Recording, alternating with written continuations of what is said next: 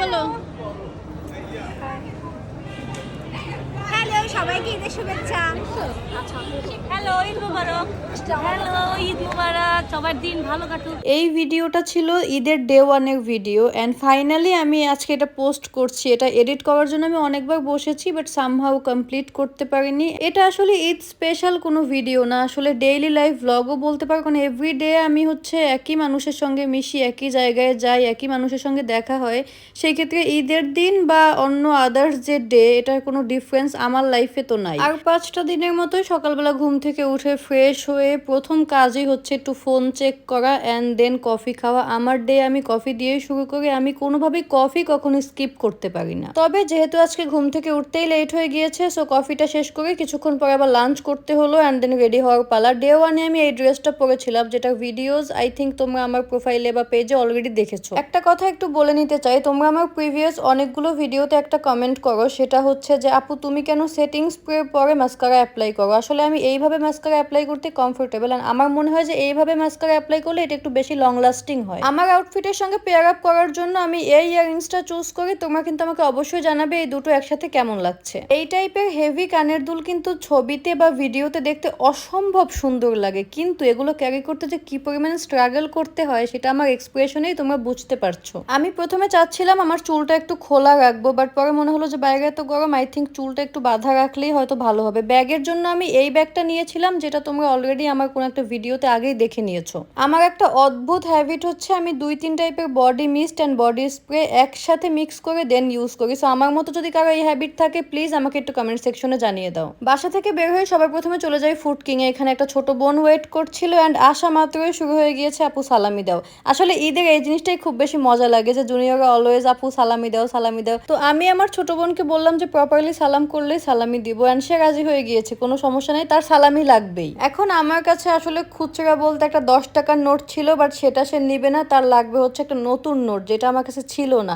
So অনেক request করার পর, অনেক বুঝিয়ে বলার পর সে নিবে না, তার 2 টাকার নোট হলেও হবে, বাট সেটা নতুন লাগবে। আমার ব্যাগে একটা নতুন নোট ছিল, সেটা ছিল 500 টাকার। সো এটা প্রথমেও নিতে চাইনি, বাট পরে সামহাউ রাজি হয়ে গিয়েছে যে ঠিক আছে এইটাই দাও।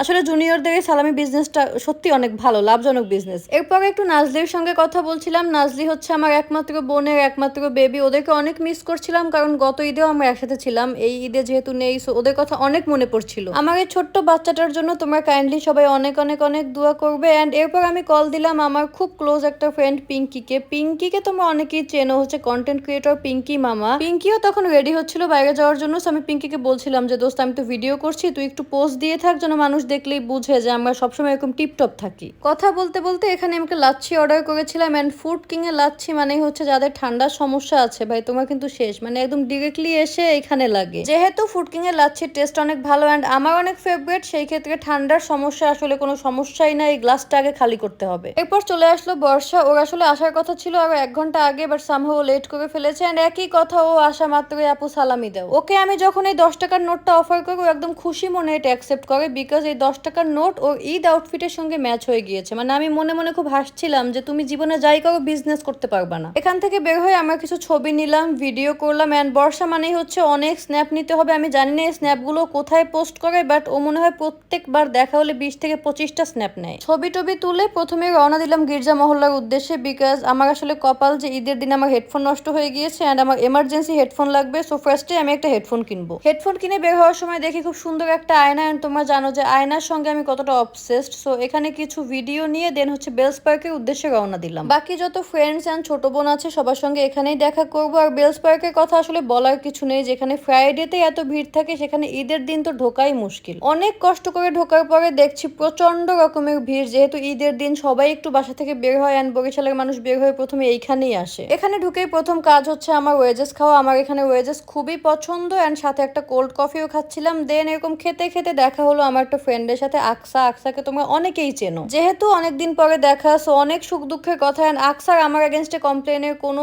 শেষ নেই। সো এটা বলতে বলতে একটু পরে বুশরা চলে আসে অ্যান্ড বুশরার সঙ্গে আমার ড্রেসের কালার ম্যাচ হয়ে গিয়েছে। এরপর চলে আসে মশিউর, ও হচ্ছে আমার ভিডিওগ্রাফার। আপনারা আমার যত ভিডিও দেখেন সেই সব ভিডিও ক্যামেরার পেছনের মানুষটা হচ্ছে ও। He is not just a teammate, ও হচ্ছে আমার খুবই কাছের একটা ছোট ভাই অ্যান্ড কোন কাজটা কিভাবে করলে ভালো হবে, কিভাবে করলে ভালো হবে না সবকিছু ও প্ল্যান করে। সবচেয়ে ইম্পর্টেন্ট যেটা সেটা হচ্ছে ও আমাকে নিজের বড় বোনের মতো রেসপেক্ট করে। সেই ক্ষেত্রে আমার সেফটি, সিকিউরিটি বা কোনো একটা কাজ করতে আমার প্রবলেম হবে কিনা, হ্যাসেল হবে কিনা সবকিছু হ্যান্ডেল করে। সন্ধ্যার দিকে আমরা সবাই একসঙ্গে চা খাচ্ছিলাম অ্যান্ড তখন একটু খেয়াল করছিলাম যে আমার কানে একটু প্রবলেম হচ্ছে, যেহেতু ইয়ারিংসটা অনেক হেভি। সো কোনো উপায় না পেয়ে এটাকে খুলে রাখলাম। আমি চা শেষ করে এখান থেকে বের হবো, তখনই আমার দেখা হয় পিয়াল ভাইয়ের সঙ্গে অ্যান্ড পিয়াল ভাই থেকে আমি সালামি না নিয়ে যাবো না, সেও প্রিপারেশন নিয়ে এসেছে। সব 10 টাকার নোট, একদম নতুন নতুন। মানে পিয়াল ভাই আসলে ছোট বোন, বন্ধু বান্ধবের কোনো অভাব নাই। সো সে নিজেও জানে যে এখানে আসলে তার অনেক সালামি দিতে হবে। সো সেই প্রিপারেশন নিয়েই আসলে তার আসা। বিশ্বাস করবা কিনা জানি না, পিয়াল ভাই থেকে 50 টাকা নিতে পেরে আমার মনে হচ্ছিল আমি জীবনে অনেক কিছু করে ফেলেছি। মানে I feel extremely proud of myself. তারপরে আর ভিডিও নিতে মনে নেই, সোজা বাসায় চলে আসলাম এন্ড বাসায় চলে এসে প্রথম কাজ হচ্ছে ফ্রেশ হওয়া। সব মিলিয়ে ঈদের প্রথম দিনটা আসলে অনেক ভালো ছিল। অনেক মানুষের সঙ্গে আজ দেখা হলো। যতই বলি যে আর 5টা দিনের সঙ্গে ঈদের দিনের কোনো পার্থক্য নেই, আসলে আজকে এমন এমন মানুষের সঙ্গে দেখা হয়েছিল যাদের সঙ্গে সারা বছরে কখনো খুব একটা দেখা হয় না। আই থিঙ্ক এটাই ঈদের একটা বিশেষত্ব যে সারা বছর যে যেখানেই থাকুক ঈদে সবাই একসাথে। তোমরা কিন্তু আমাকে অবশ্যই জানাবে ভিডিওটা তোমাদের কাছে কেমন লেগেছে অ্যান্ড আমি জানি না এই ভিডিওটা আমি কবে আপলোড করবো, বাট যখনই আপলোড করি যে যেখান থেকে দেখছো সবার জন্য অনেক অনেক ভালোবাসা আর দোয়া। সবাই ভালো থাকো, টাটা।